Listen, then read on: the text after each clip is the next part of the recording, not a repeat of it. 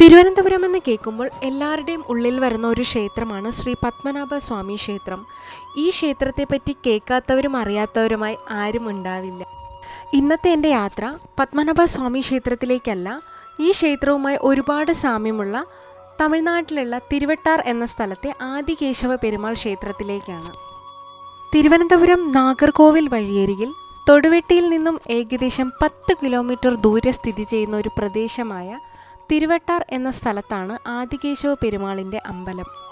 ആദിധാമ സ്ഥലമെന്നും ദക്ഷിണ വൈകുണ്ഠമെന്നും ചേരനാട്ടിലെ ശ്രീരംഗമെന്നും പരശുരാമ സ്ഥലമെന്നും ഈ സ്ഥലത്തെ വ്യത്യസ്ത പേരുകളിൽ വിശേഷിപ്പിക്കുന്നുണ്ട്. തിരുവനന്തപുരം പത്മനാഭസ്വാമി ക്ഷേത്രത്തിലേതുപോലെ അനന്തശയന രൂപത്തിലാണ് ഇവിടുത്തെ വിഗ്രഹ പ്രതിഷ്ഠ. തിരുവനന്തപുരത്തെ പ്രതിഷ്ഠ കിഴക്കോട്ട് അഭിമുഖമാണെങ്കിൽ ഇവിടത്തേത് പടിഞ്ഞാറ് ദിശയിലേക്കാണെന്ന വ്യത്യാസമുണ്ട്. പത്മനാഭസ്വാമി ക്ഷേത്രത്തിലെ വിഗ്രഹത്തേക്കാൾ വലുതാണ് ഈ വിഗ്രഹം. 22 അടി നീളമുള്ള വിഗ്രഹമാണ് ഇവിടെയുള്ളത്.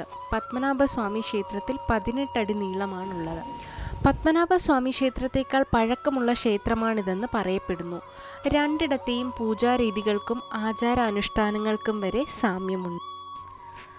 തിരുവനന്തപുരം അനന്തപത്മനാഭസ്വാമി ക്ഷേത്രം തിരുവട്ടാർ ആദികേശവ പ്രതിഷ്ഠയെ ദർശിക്കുന്ന ദിശയിലാണ് സ്ഥിതി ചെയ്യുന്നത്.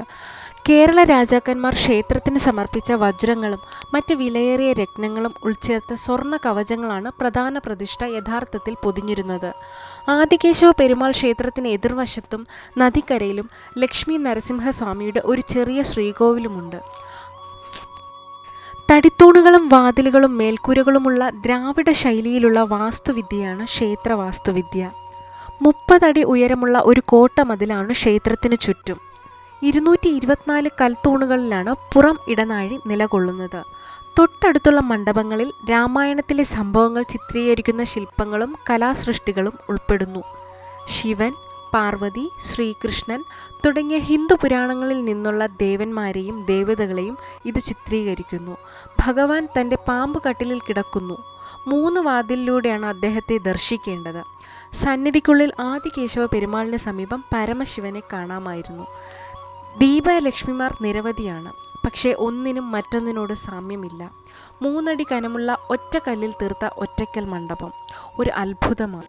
ക്ഷേത്രത്തിൽ നിന്നിറങ്ങിയപ്പോൾ കണ്ട മനോഹരമായ മറ്റൊരു സ്ഥലം കൂടി ഈ ഒരു വീഡിയോയിൽ ഞാൻ ഉൾപ്പെടുത്തുകയാണ്. ക്ഷേത്രത്തിൽ നിന്നും കുറച്ച് മുന്നിലേക്ക് നടന്നാൽ നമുക്ക് ഈ ഒരു കൽപ്പടവിലെത്താം. പുതുമയുടെ ചമയങ്ങളൊന്നുമില്ലാതെ പഴമയുടെ അതേ പ്രൗഢിയോടെ ഈ ഒരു കൽപ്പടവ് ഇപ്പോഴും നിലകൊള്ളുന്നു എന്നുള്ളത് വളരെ അത്ഭുതകരമായി തോന്നി. ഈ ക്ഷേത്രം വിസിറ്റ് ചെയ്യുന്ന സമയത്ത് നമ്മൾ ഒരിക്കലും മിസ്സായി പോകാൻ പാടില്ലാത്തൊരു സ്പോട്ട് കൂടിയാണ് ഇത്. ഒറ്റ നോട്ടത്തിൽ ഒരു കാവിൻ്റേതുപോലെ ഭീതിപ്പെടുത്തുന്ന ഒരു സ്ഥലമാണെങ്കിലും ആളുകൾ കുളിക്കുന്ന ഒരു കുളക്കടവുള്ള ആറിലേക്കാണ് കേട്ടോ ഈ ഒരു പടവ് ഇറങ്ങി ചെല്ലുന്നത്. എന്തൊക്കെയോ നിഗൂഢതകൾ ഇവിടെ ഒളിഞ്ഞിരിക്കുന്ന പോലെ എനിക്ക് ഫീൽ ചെയ്തു. നിങ്ങൾക്ക് അങ്ങനെ തോന്നിയോ? വീഡിയോ ഇഷ്ടമായാൽ ലൈക്ക് ചെയ്യാനും കമൻറ്റ് ചെയ്യാനൊന്നും മറക്കല്ലേ.